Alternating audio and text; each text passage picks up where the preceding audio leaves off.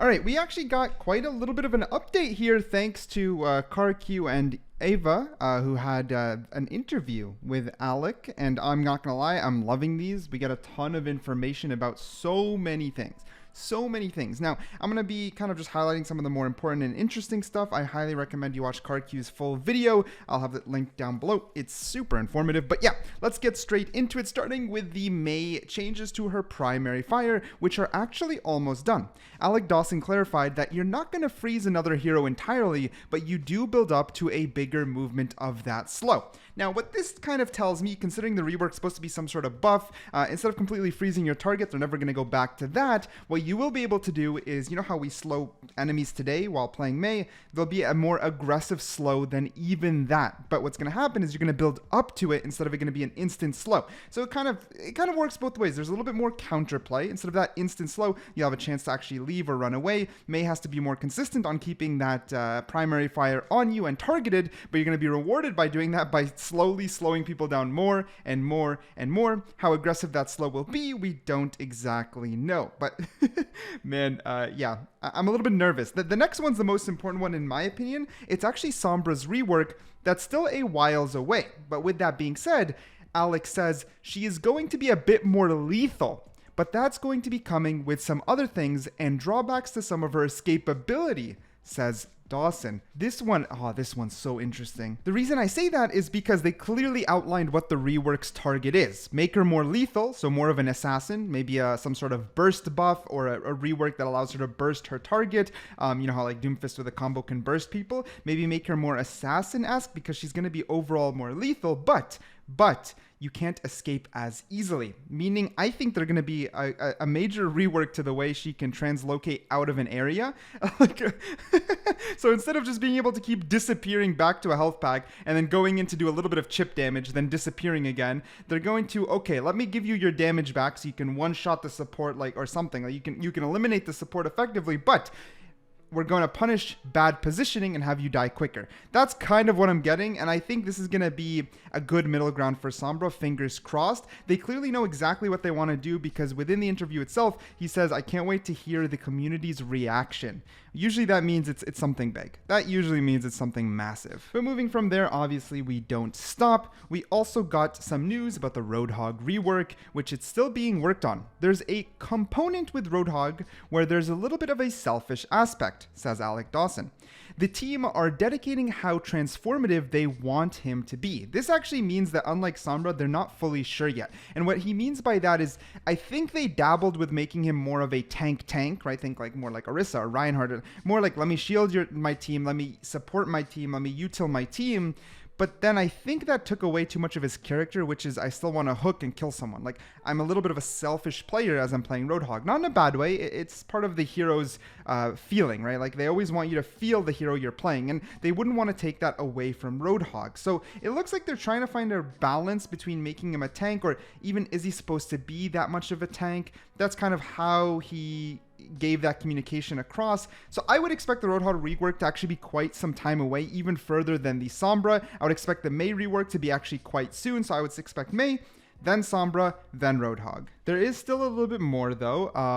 The next thing is that they're still discussing changes to Lifeweaver's hitbox. Right now it's quite messed up, the hitbox, but apparently it's a lot of work. So while they're still looking into changing the hitbox, it's not coming around quite yet. We also got some confirmation on changes that have already happened or other concerns we have. So let me get into them. One, we know that with Ashe, they fixed a quote-unquote bug in which you can't charge your ult after Bob is sent out, which is a net nerf to Ashe in quite a big way and is inconsistent with other heroes. They said that Ashe bug fix is fine and didn't really affect her as much as people assumed. So I don't know, we're gonna have to take their word for it. Another thing is they talked about Moira.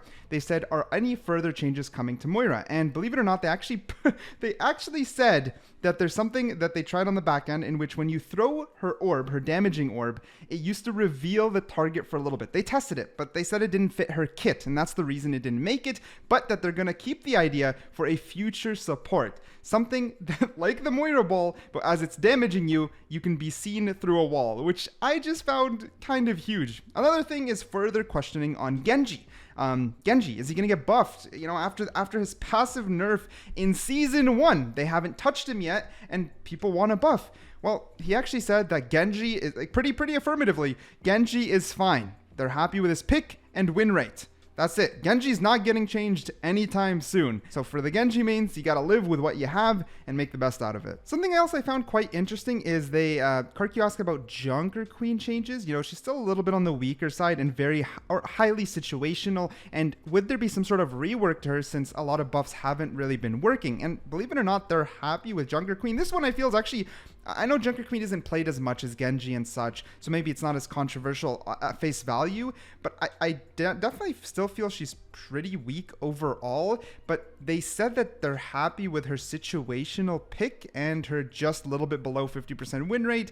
I mean, in the end, they're the devs, and as much as we think we know, maybe the backend system's telling them that for now, Junker Queen's okay, but it did catch me off guard a little bit. Furthermore, we have a developer update, believe it or not, and it's called The Director's Take, Lifeweaver's Growth and Balance. So let's take a read. Lifeweaver came out last week and landed with quite a splash. There was a lot of conversation about his abilities, his background, and let's be honest, his hotness. Let's go into detail about where we think he's at, what we're going to do with him going forward, and his effect on our philosophy on heroes and how we're releasing them. Currently, Lifeweaver is performing in multiple variations in quick play while other players are learning the new hero. We saw Lifeweaver's win rate climb faster than other heroes when they were launched, perhaps due to the surprising piece of data that his win rate is much higher for low skill players than it is for high skill players. Lifeweaver is a complex hero and he has an amazing kit with abilities, and we can have a high impact in a match. However, these factors can make it harder to balance a hero at launch. Could there be aspects of his kit, like how slow while charging healing, that punishes high skill players? Could the auto aim on his heal have been much higher to benefit low skill players?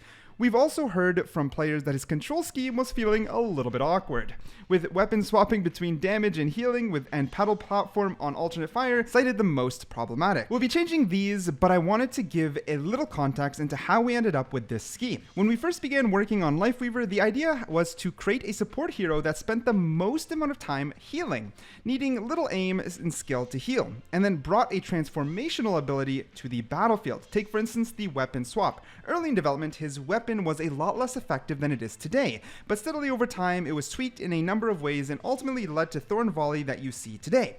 We learned to play with Lifeweaver in a certain state and his kit evolved, and we weren't responsive to the control scheme alongside his kit. So what are we going to be doing about this in the next week patch? We'll be making some changes to his control scheme going forward, and his new ability default scheme will be Thorn Volley will be moved to alternate fire, Paddle Platform will be moved to ability slot 1, Rejuvenating Dash will be activated with double jump, Paddle Platform will be cancelable by pressing the button again. The passive reload will be slowed for the weapon that the Lifeweaver isn't currently using. Players will still have the option to use the original control scheme if they prefer. We're also making changes to some of Lifeweaver's abilities. The slow effect on Lifeweaver's heal will only be applied for a short time after it's fully charged. We're currently testing it at 1 second. This was originally designed to discourage players from permanently holding a healing charge, but the current implementation is just too strict. Tree of Life will receive a health buff and do more healing per pulse. Parting Gift is now completely removed. Lifeweaver has given us a lot to think about for hero development, specifically the complexity of heroes, the amount of new and unique abilities, and the balance of heroes at launch. Lifeweaver has a few abilities that don't have a precedent in Overwatch, and when they are combined with the extra effort around the weapon swap, it can be a little bit overwhelming. We think that streaming the kit by reworking the weapon swap and removing Parting Gift, along with a more fluid control scheme, will make Lifeweaver a little bit easier to pick up and understand, and elevate him into a much better position. The number of unique, high-impact abilities on Lifeweaver can be seen as a bit of a departure for Overwatch hero design. In the past, we might have spread these abilities among more than one hero. This is how Genji and Hanzo were created. However,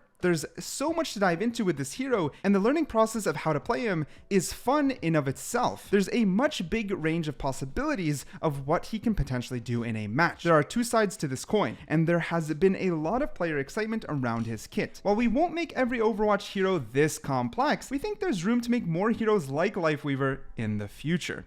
Regarding new hero balance, we're not exactly shifting our philosophy, but we do think that both Lifeweaver and Ramatra landed a little bit softer than we would have liked. We recognize that a hero's win rate will climb after they launch. We also want those same heroes to feel exciting to players on day one. Our goal for new heroes is to feel balanced at launch, not overpowered, but definitely not underpowered either.